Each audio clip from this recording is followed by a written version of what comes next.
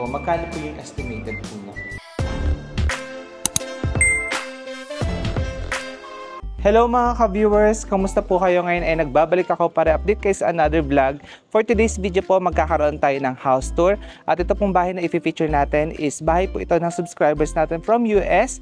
At siya po ay nagpagawa ng bahay kay CSR Builders. Siya po yung builder na pinapromote natin sa vlog po natin or sa YouTube channel natin. So ito naman po yung panibagong project nila na natapos. So marami na po tayong pinakitang mga bahay po na ginawa ni CSR Builders. Ilalagay ko na lang po sa description box po yung mga bahay po para mapanood nyo po yung mga nagawang bahay po nila. And kung nagpaplano po kayong kuha ng serbisyo nila, meron po kayong ma-check sa mga finished project po, no? So ngayon po mga ka-viewers, hindi ko na rin po papahabain pang ating intro. Ito na po natin ang ginawang bahay ni CSR Builders. So let's go po. Para po sa lot area po ni owner, ito po ay 600 square meters. And para po sa total development area, ito po ay 350 square meters. Meaning po, pag po total development area, included na po yung garahe doon, yung pinalagay po nilang tiny house, mamaya papakita ko sa inyo, plus yung alfresco po, no? So again po, lahat po na makikita niyo sa total development area, ang sukat po again is 350 square meters. So mga ka-viewers, start po tayo sa labas ng bahay, which is yung fences. So ito po, ginawa po ito ni CSR Builders. So yung nakikita niyo po dito, ito po ay concrete, tapos po itong sa taas is tubular po ito. Yung client po pala ni CSR Builders, nagpalagay din po pala ng kanilang surname, ayan. Tapos po, ang ganda po ng tiles na ginamit dito, wall decor tiles po siya, na bricks design po yung design niya. Tapos meron po ditong carpet po na grass, tapos ito po talaga mga plants na po ito. Ito po yung front po ng bahay po ni owner. So ito po ay elevated, pinatabakan po yan, kaya mataas po yung kanyang fences and even po yung kanyang modern bungalow house. So sa front po, meron po ditong service gate. Ito naman po mga ka-viewers, kanilang gate dito sa garahe. So ito po ay powered by motor po yan. So ito yung remote.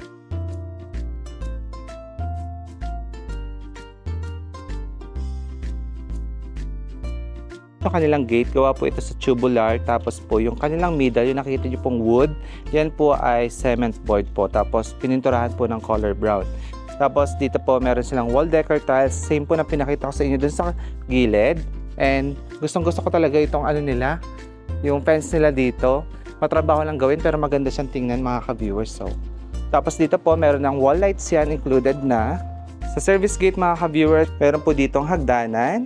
Ito po ay naka 30 by 60 po na rustic tiles, which is, gaya po na sinasabi ko, pag rustic tiles, perfect pang outdoor po yan. Rain or shine, anti-slippery po yan. Kaya dapat gamitin nyo po rustic tiles. Tapos ito po yung design ng service gate. Same po ng design sa kanilang gate ng garahe. So pag po nagpagawa kayo kay CSR, kasama na po sa package yung mailbox and yung pinaka-address po. Tapos meron na rin po itong sa doorbell. Tapos ito po ay dagdag po ni client, nagpalagay po siya ng camera para kung sino po yung bisita sa labas, nakikita niya po sa loob po ng bahay niya. So ito po yung switch ng doorbell. So ito po pala mga ka-viewers is intercom ang tawag. Delivery po. So again, ito po yung service gate. So pagpasok po natin sa service gate mga ka-viewers, ito po yung back view niya. Tapos po yung roof po nito is gawa po sa concrete. Ito pong area po ni client is naka-landscape na po ito. Bale, ito po nakikita nyo, carpet grass po yung pinalagay po ni client kasi taga USA nga po sila. So ang gusto muna po nila as temporary is yung low maintenance, which is ito po, grass carpet. Tapos po nagpa-landscape na rin po sila. Kaya lumabas na po yung ganda po ng bakuran po ng client. Alam niyo po ba mga ka-viewers, pag nagpagawa po kayo kay CSR Builders, ma-assure ko sa inyo na hindi po kayo titipirin talaga sa materyales. Kumbaga po ilalatag niya sa inyo yung elegant finish na at wala na po mga add-ons, upgrade. Kung meron man po, makakatiyak po kayo na meron pong transparency na mangyayari kasi ito po pag nagpagawa kayo ng bahay sa kanila, may kontrata po kayo na kailangan sundin at talaga pong may iwasan po yung pandaraya sa paggawa po ng bahay po ninyo. Ngayon po mga ka-viewers, bago tayo pumasok sa loob po ng bahay, pakita ko na lang po yung kabuuan, pati po din sa side view saka back view po ng bahay. Kung mapapansin niyo po mga ka-viewers, malawak po yung porch area po ni client. As in, ang shape po ng kanilang porch area is pa L shape po. Ayan, hanggang papunta po dun sa main door. Para po sa kanilang downspout, kung napansin niyo po, naka-built-in po yan sa column po ng bahay. Tapos po, meron na tong wall lights and column po na wall decor. Tiles po na 30 by 60. Yung kanila pong ceiling po dito sa kanilang porch area or sa pinaka-house po is PVC panel po ito na pang-outdoor po, no? Dalawang klase po kasi yung ceiling panel. Meron po pang-indoor, pang-outdoor. Pero po yung ginamit po nila CSR, pang-outdoor po yan kasi mas matibay po yan. Naka-accent wall na rin po ito na WPC panel, which is lagi ko naman po itong vlog at talagang perfect po kasi WPC panel pang outdoor po yan. Rain or shine, matibay po yan kaysa sa fluted panels. Yung fluted panels po pang indoor po yun, ha. Para po sa windows po ni client at sliding door, tempered glass po yung ginamit. Tapos ito po ay reflective and hindi po kayo titipirin sa casement. Ito po ay matibay na powder coated na po yan at talaga pang matagalan nyo po magagamit. So ito po mga ka-viewers yung side view po ng bahay. Kung napapansin nyo po, dito po ay meron pong tubular sa gilid na design and may wall lights na rin. Tapos po ito po yung tiny house. Mamaya papakita ko sa inyo yan. Tapos po dito meron po exit door or access pag po lalabas po yung caretaker. Ito po located po ito sa likod po ng bahay. Ito po yung back view po ng house. Ayun po yung tiny house. Tapos ito po yung likod ng bahay. So doon po tayo galing kanina sa pinakadulo na yon. Tapos yung palibot po ng bahay pala, kung napapansin nyo po, naka-rustic tiles yan. Same po na pinakita ko sa inyo sa service gate. Ito po palang tiny house. Ang sukat po nito is 22 square meters po yung total floor area. So sa front po nito, meron pong maliit po na terrace. Tapos po sa taas po ng ceiling nito is meron na pong ceiling fan. Even tiny house siya, yung ginamit din pong glass dito is tempered glass, hindi rin po siya tinipid. Pagpasok po mga ka-viewers, bali ito po yung itsura. So meron po ditong mini sala na pwede na rin pong maging higaan po, no? So ito po kasi sofa nila is sofa bed. Tapos dito na rin po located yung TV na meron pong modular cabinet. Ayan. So literal na tiny house talaga. Ayan. After natin guys sa mini sala, ito naman yung bathroom. So, dahil tiny lang din po siya, may ceiling na yan, naka-tiles na. Tapos po, toilet bowl and shower area. Tapos naka-aluminum na po ito na door. Tapos po dito po mga ka-viewers, bali may pintuan. Naka-mahogany solid wood po ito, ha, yung pintuan dyan. Tapos ito na may access papunta sa mini kitchen nila. Ito yung mini kitchen. Naka-modular cabinet na rin po yan. May stove na. Ito po naka-ano pa to, granite. Tapos naka 30 by 60 po na backsplash. Kahit po tiny house to, hindi po tinipid ni CSR Builders.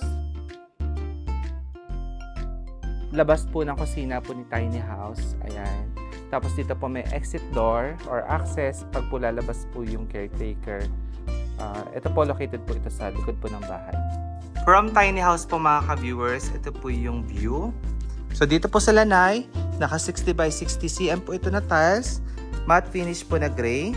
Tapos dito po may dalawang sliding door. So sa dalawang sliding door po, ito po ay access po ni bedroom number 2 sa kanila bedroom number 1.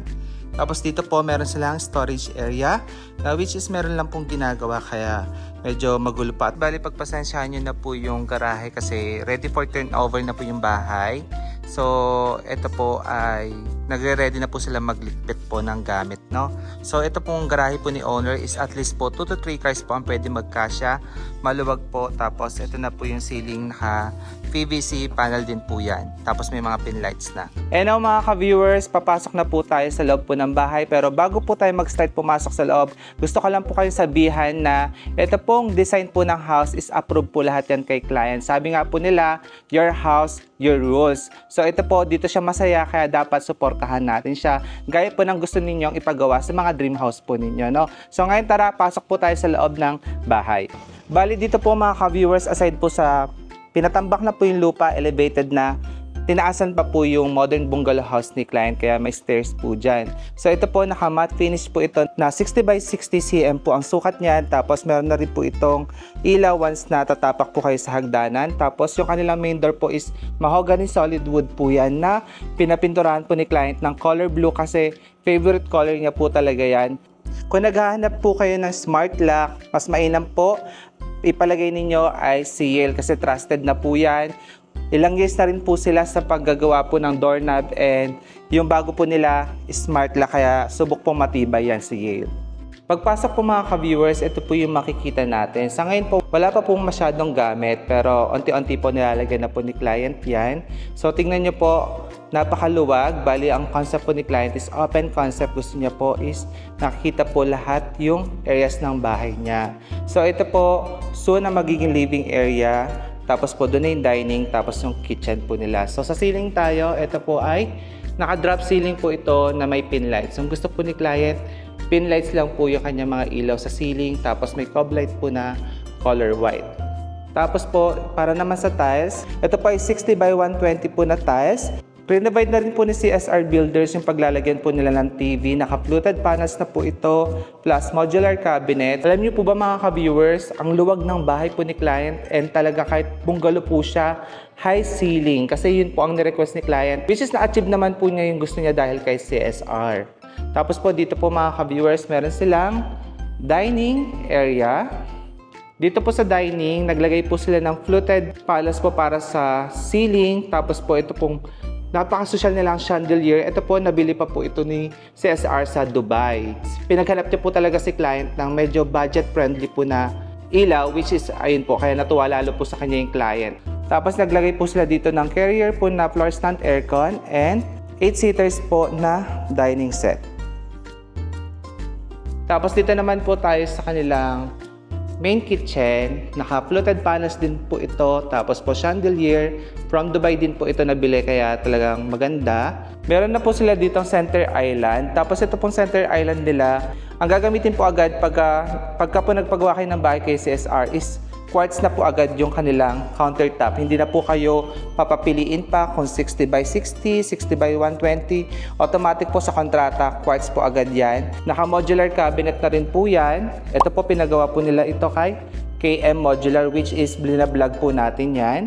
Yung mga appliances po, kung may nakikita kayo, si CSR po ang namili na po niyan, pina-approve po kay client, tapos pinabili na lang din po kay CSR since wala po sila nasa US. So, kompleto na po yan. Merong side-by-side refrigerator, built-in oven, microwave, and range hood. Ito po, blinablog natin ito. Napakaganda ng range hood na ito.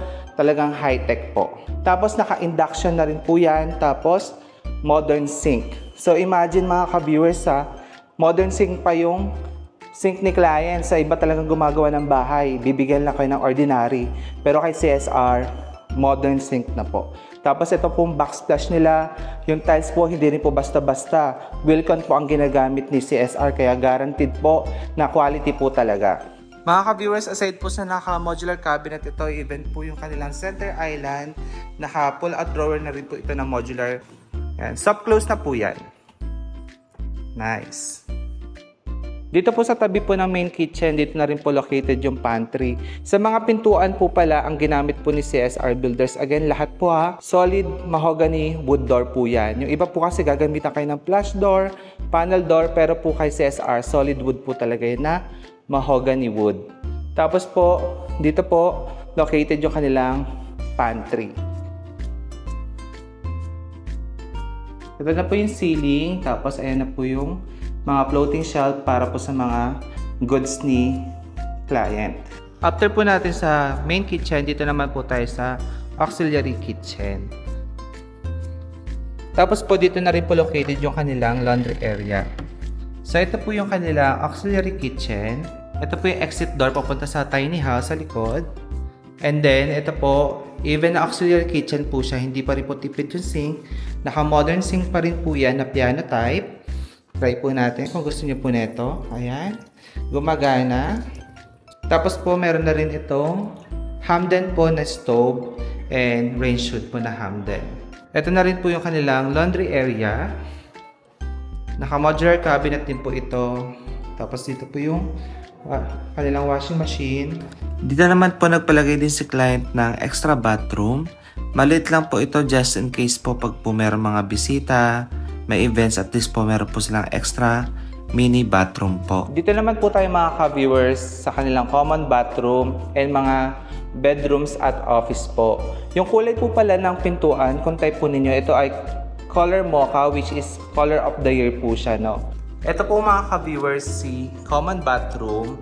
Unang-una ko po nagustuhan talaga dito sa common bathroom nila yung tiles. Elegant finish and talaga mas nagmumukha pong spacious and less grout kasi po ang ginamit po na tiles ni CSR dito is malalaki na, which is 60 by 60 cm po yung sa wall, even po yung sa flooring, and lahat po yan matte finish.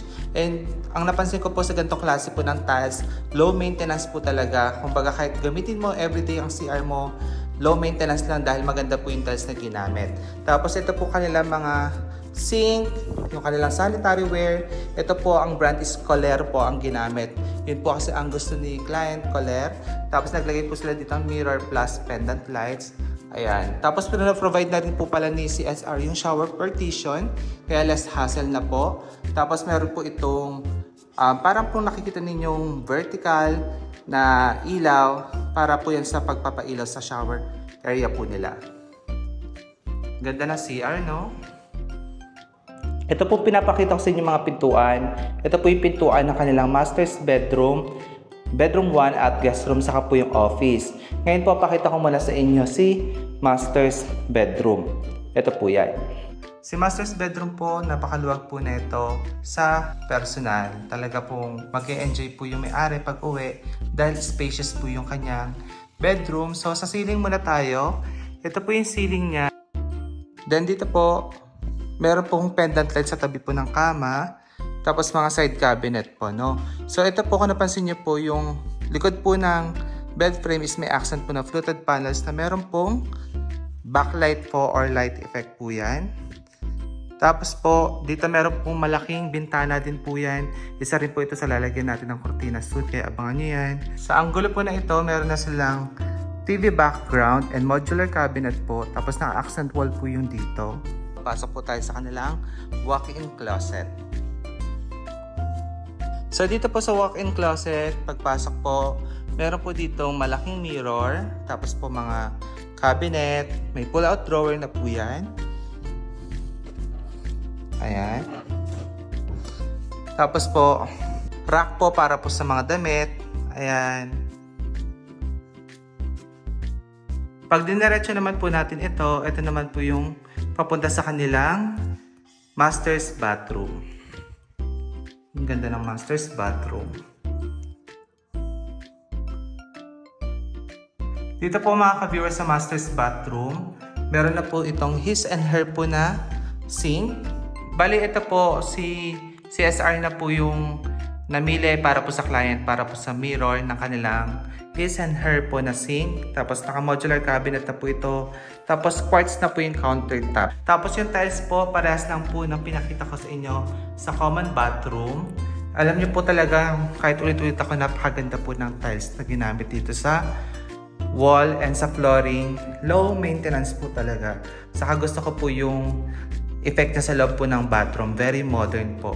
Tapos yung exhaust fan po nila or yung exhaust, gusto ko po yung cover kasi po, ayun, hindi siya yung typical na nakikita natin maraming butas. Ito po natatakpan yung hole. Ang brand po nito is Kazi. Ayun. Or Case. Basta ganun po. I-type ko na lang. Dito naman po sa shower area nila, naka-chrome type po ito na shower. Tapos po dito po mga ka-viewers, yung typical natin na nakasanayan na niche. Ito po, iba naman po yung kanyang design. Pinapatong na lang po yung mga toiletries dito. Tapos yung floor drain nila, mahaba na po. Pang hotel na rin po talaga, hotel feels. So dito po mga ka-viewers, sa ganitong angulo, ito po yung sink po nila ulit. Tapos ito naman po yung passage papunta sa kanilang walk-in closet.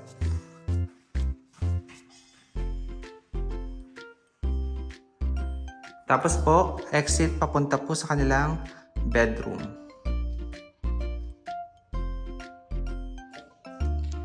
Bali, ito po mga ka-viewers si bedroom number 1. So ito po, meron na po itong queen size bed. Tapos meron ng dalawang side cabinet. Ayan.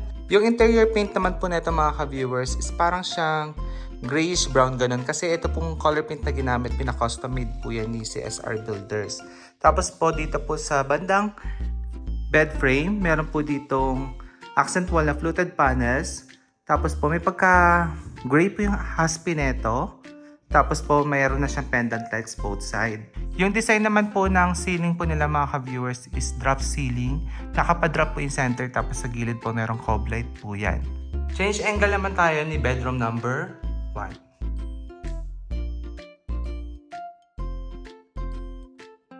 Ito naman po si bedroom number 2 or si guest room. So ito po mga ka-viewers yung nakikita niyo po mga gamit po neto, pinabili na lang din po kay CSR. So kasama na po yung sa ina-offer po niya para less hassle po talaga sa client. So dito po meron na po itong wardrobe cabinet sa tabi po ng kama. Tapos queen size bed. Tapos meron pong side cabinet po na color white dito. So ganitong angle po tayo. Ito na po yung back view ng pintuan. Tapos po yung ceiling nila. Naka-drop ceiling po. Tapos may cob light. Then dito po is may dalawang pendant light sa gilid. Change angle naman po tayo ng guest room. So dito po may cabinet para sa TV. Pag uwi po ni client, lalagyan na po yan ng appliances. Since naipakita ko na po sa inyo yung mga bedroom, ngayon po dito naman tayo sa office po ni owner. So ito pong office po, inassure po na color blue pa rin po yung maging door, even po yung accent. Kasi gaya po ng sinabi ko sa inyo, sa unang-una, ito po ang favorite color po ni owner. Tapos po, naka-modular cabinet na rin po itong office niya. And andito na rin po yung perspective po ng bahay. So ito po is munting regalo po ni CSR po yan para sa kanila.